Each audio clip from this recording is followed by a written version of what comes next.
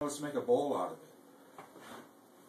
Since that one's so easy, you can do the first demo.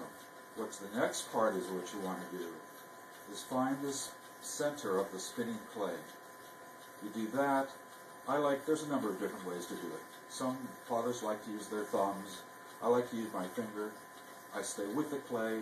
I do not have my hands up in the air. Something I always tell them is to keep your arms rested on your legs. It's very, very important. This way here, you're stable, you're steady, and steadiness is everything. You stay steady and use these techniques, you advance rapidly. So I use my finger to sort of find that spot in the middle that is still. I know it's all moving, but the center is still. And you just sort of push down, sort of just sucks your finger right down into it. Don't go too deep, you don't want to hit the bottom of the wheel. Add a little more water when it starts to get a little, dragging on your hand. So then you just pull back with one finger out like this to open it some more. This is so that we can get more fingers inside the clay. So this is what I call the archer's grip, because you're opening the clay body some more. Notice how the hand flattens out. It's like pulling on the edge of something. It's like shooting a bow. So this reaches in, and I pull the clay open towards me at 6 o'clock.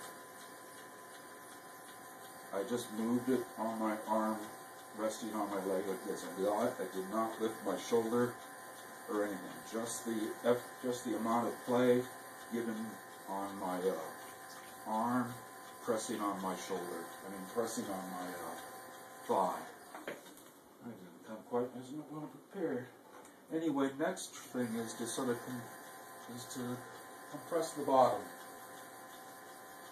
Use a rib. I'm using sort of a trim-off stick, but it'll work for this. It'll have a different type of shaped bottom anyway. So, you have it open. Do not open too far beyond your base. In fact, we're going to close it up a little bit. This is called collaring.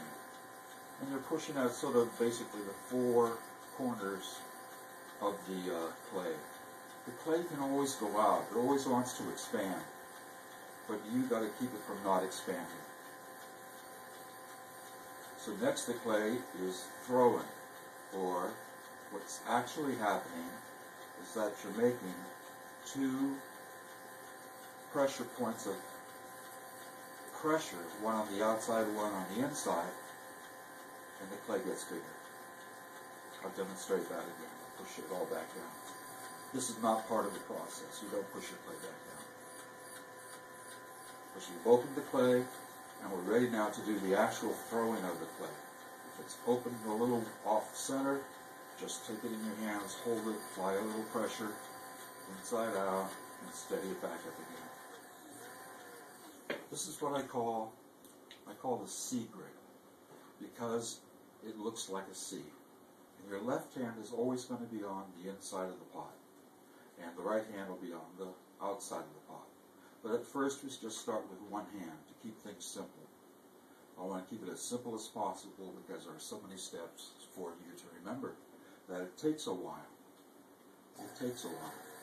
And what I do is I go around and walk a student through coaching them after I do this demo to all of my new students, and so that they can get the some of these tricks down and start to learn by teaching themselves, basically. And I'll teach them how to correct their mistakes.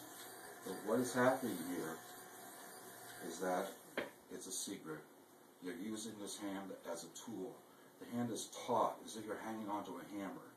You hold on to that pretty tight. I move my fingers back slightly. Sometimes I'll go like this.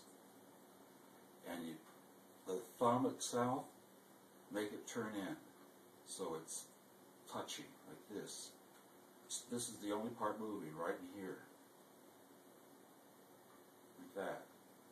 You can go like this and push. I call this a goose grip because it looks like a goose. But anyway, you hold that like this. You can't hurt.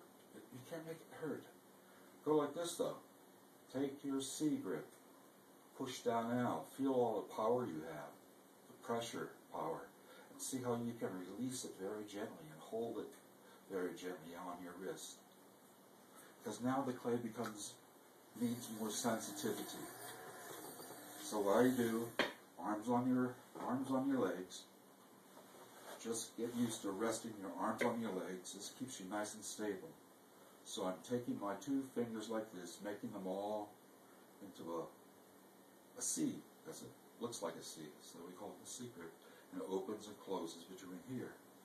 So you make a groove. And the wheel doesn't have to be spinning very fast. And what is happening is you're keeping the clay at the same distance between your two pressure points. And when you do that successfully, without changing the pressure dramatically, the clay rises up very evenly. It's being extruded, because it was thick here at first between the two pressure points. I spun the clay, I pushed in a little bit, and then I held that pressure against the clay. The clay wants to open your fingers open. It wants to spread them apart. But you need to have the tool strong enough to resist that pressure, and this is it. It's what's called the C grip. And so you take a number of times to put it into a bowl kind of shape. Go down and rise up again.